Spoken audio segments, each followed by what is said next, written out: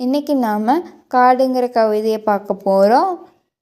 இதை எழுதியவர் பழனி பாரதி. இவர் பற்றிய குறிப்பு டிஸ்கிரிப்ஷனில் தரேன். மகத்துவமிக்க குணங்களை மனிதன் இழந்து வருவதனால மனிதர்களை விட விலங்குகள் மேலானவையாக என்னும் கருத்தை காடுங்கிற கவிதை வழியாக பதிவு செய்கிறாரு. விலங்குகள் ஒவ்வொன்றும் அவற்றுக்கென தனி பண்புகள் இருக்குது. அப்பண்புகளால் அவை அடையாளம் காணப்படுது. மனிதன் தனக்கென இருக்கும் தனிப்பண்புகளை இழந்து நிற்கிறான்.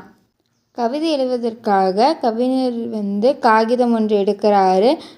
காகிதத்திலிருந்து எழுகின்ற மனம் கவிஞர் மூக்க துளைக்கிறது. காகிதத்திற்காக உலகம் முழுவதும் அழிக்கப்படும் காடுகளின் வாசனையாக அதை கவிஞர் உணர்கிறாரு. காகிதத்தில் எழுதிய மிருகம் ஒன்று காட்டுக்குள்ளே அழைத்து செல்வதாக கவிஞர் உணர்கிறாரு. காட்டில் உள்ள விலங்குகளோடு உரையாடுவதாக அவர் கற்பனை செய்கிறார் கவிஞர். இந்த கற்பனை உரையாடல் இங்கே கவிதையாக இருக்குது.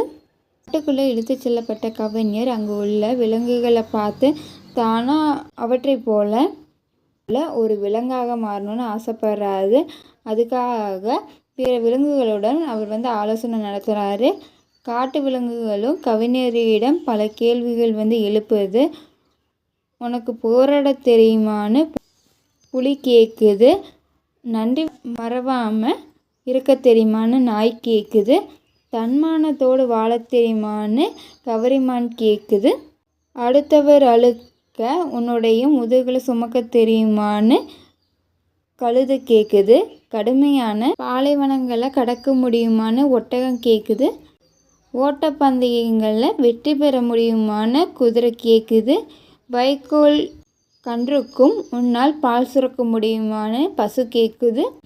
என்னை போல பிறரை ஆசீர்வதிக்க தெரியுமான்னு யானை கேட்குது. இருட்டிலும் பார்க்க தெரியுமான்னு பூனை கேட்குது. இதுக்கப்புறம் கடைசியாக கங்காரு கேட்குது. ஆணும் பெண்ணும் பேதம் இல்லாமல் குழந்தையை வளர்க்க தெரியுமான்னு. அக்ரிணை என்ன நாம் கருதும் விலங்குகள் எல்லாம் உயர்ந்த குணநலன்களோடு உலா வருகின்றன. நலன்களோடு வாழ வேண்டிய மனிதன் தன்னுடைய இழிவானங்களால் அக்ரிணையாக மாறிவிட்டான். எனவே விலங்காக